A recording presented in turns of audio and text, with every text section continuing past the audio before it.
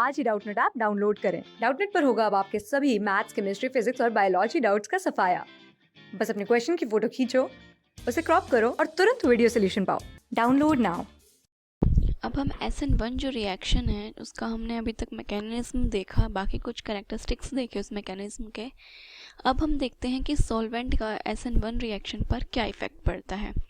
ठीक है, जो SN1 रिएक्शन होती है हमारी, SN1 जो रिएक्शन होती है इसमें आयंस होती हैं। आयन हमारी किसी भी मतलब रूप में मिल सकती है हमें, लाइक जैसे कि हम न्यूक्लियोफाइल लेते हैं, या तो हमारा न्यूक्लियोफाइल आयनिक हो सकता है, या फिर जो हमें फाइनल प्रोडक्ट मिल रहा है मे बी वो आयन कंटेन कर रहा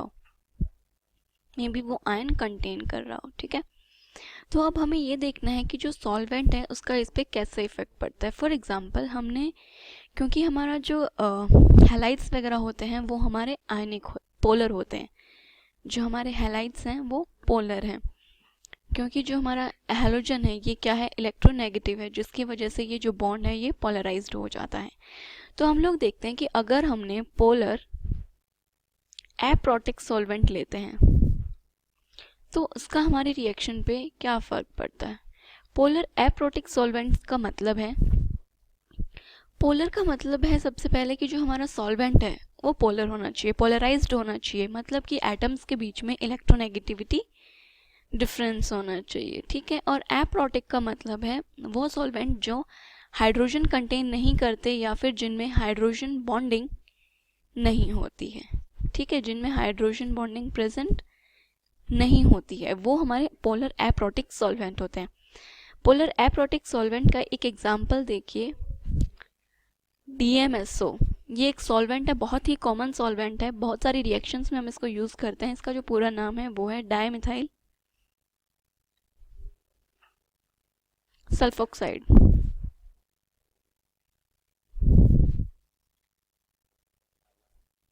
इसका स्ट्रक्चर होता है Me2S डबल बॉन्ड O।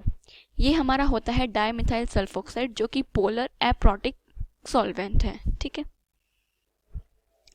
अब देखिए क्या होता है कि जो हमारा न्यूक्लियोफाइल होता है, ये नेगेटिवली चार्ज्ड होता है। कैसा होता है? Negatively charged. हमारे जो नेगेटिवली चार्ज्ड न्यूक्लियोफाइल्स होते हैं ना, वो ज़्यादा रिएक्टिव होते हैं, more reactive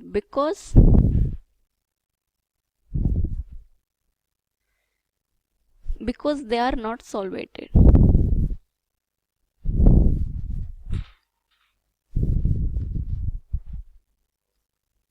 मतलब क्या है इस बात का कि ठीक है, नेगेटिवली जो चार्ज्ड जो हमारे न्यूक्लियोफाइल्स होते हैं वो ज़्यादा रिएक्टिव होते हैं, बट क्या होता क्या है, क्या देखिए जो हमारा DMSO, जो हमने अभी आपको हमारा सॉल्वेंट बताया, जो DMSO है वो कैटायन जो होती है उसको सॉल्वेट करता है। मतलब क्या है कि उसके साथ डायपोल अट्रैक्शन होती है इसकी। कैटायन आयन के साथ डायपोल अट्रैक्शन होती है। डायपोल अट्रैक्शन कैसे होती है? जो इसका जो नेगेटिव एंड होता है,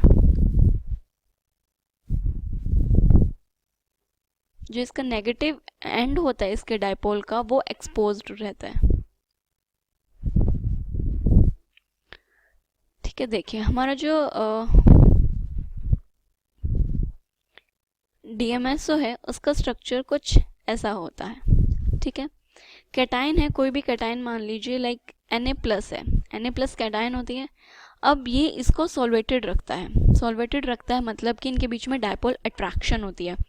अगर हम सल्फर और ऑक्सीजन के बात करें तो जो हमारा ऑक्सीजन है वो ज़्यादा इलेक्ट्रोनेगेटिव होता है, तो मतलब यहाँ पे पार्शियल डेल्टा नेगेटिव चार्ज आएगा और यहाँ पर पार्शियल डेल्टा पॉजिटिव चार्ज आएगा, ठीक है। Na पॉजिटिव है और ऑक्सीजन पे डेल्टा नेगेटिव चार्ज है, इस वजह से यहाँ पर डायपोल अट्रैक्शन हो जाएगी। तो इसी तरह से जो हमारा ये Na पॉजिटिव है ये हर डायरेक्शन में DMSO से घिरा हुआ रहेगा। इसी का मतलब है कि जो हमारी कैटायन है वो DMSO जो है वो कैटायन को चारों तरफ से घेरे रहता है, ठीक है, मतलब कि वो चारों तरफ से जो कैटाइन्स है, जो हम सॉल्वेटेड वर्ड यूज़ करते हैं, वो इसी के लिए होता है। अब ये कैटाइन्स को DMSO हमारा सॉल्वेंट है वो सॉल्वेट कर रहा है, बट न्यूक्लियोफाइल का क्या हुआ? न्यूक्लियोफाइल भी तो प्रेजेंट होगा हमारे इस रिएक्शन में। अब इस केस में जो हमारा न्यूक्लियोफाइल है वो बिल्कुल फ्री है। न्यूक्लियोफाइल जो है वो फ्री है, क्योंकि जो हमने सॉल्वेंट इस रिएक्शन के लिए लिया वो क्या लिया? DMSO, जो कि एक पोलर प्रोटिक सॉल्वेंट है।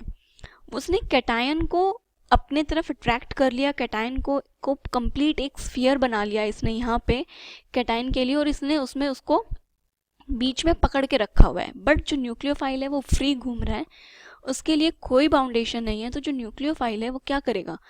वो फ्री है, वो बिल्कुल इजीली जो कैटायन है उस पर जाकर अटैक कर सकता है और जो हमारी रिएक्शन है वो हो जाएगी। जबकि यहीं पर अगर हम प्रोटिक सॉल्वेंट की बात करें, पोलर प्रोटिक सॉल्वेंट की अगर हम लोग बात करें, तो उनमें ऐसा नहीं हो पाता है, क्योंकि जो हमारे पोलर प्रोटिक सॉल्वेंट है ये हाइड्रोजन, इनमें क्या होती है? हाइड्रोजन बॉन्डिंग होती है। तो ये हमारी जो एनायन होती है उसको सॉल्वेट कर लेते हैं। जो हमारे पोलर प्रोटिक सॉल्वेंट होते हैं इनमें एनायन को सॉल्वेट करने की एबिलिटी नहीं होती है हाइड्रोजन बॉन्डिंग के थ्रू। तो इस वजह से जो हमारे पोलर प्रोटिक सॉल्वेंट होते हैं वो नेगेटिवली चार्ज्ड जो न्यूक्लियोफाइल है उनकी रिएक्टिविटी को फेवर नहीं करते हैं। तो मतलब ये हुआ कि हमारी SN1 रिएक्शन के लिए जो हम सॉल्वेंट यूज़ करेंगे, वो जो फेवरेबल जो हमारा सॉल्वेंट है वो है पोलर एप्रोटिक सॉल्वेंट।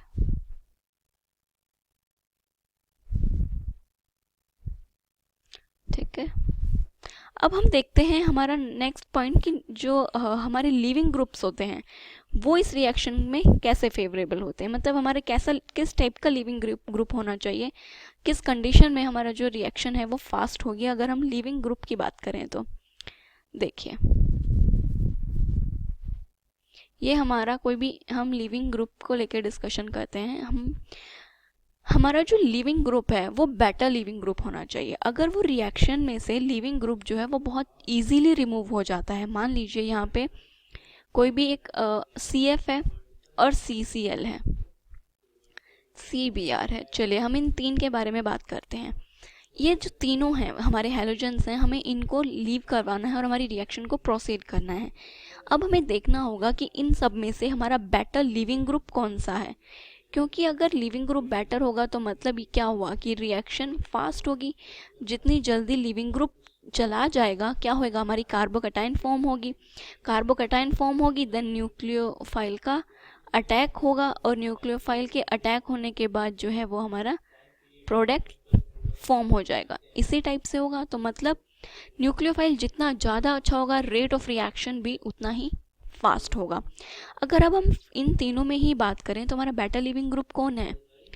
ये जो है ये हमारा बेटर लिविंग ग्रुप है कंपैरिजन टू फ्लोरीन और क्लोरीन के, क्योंकि यहाँ पे जो कार्बन और ब्रोमीन के बीच का जो बॉन्ड है, ये जो बॉन्ड है वो क्या है? वीक है, इजीली ब्रेक हो जाएगा। जबकि जो कार्बन और फ्लोरीन के बीच का बॉन्ड है ये इजीली ब्रेक नहीं होगा,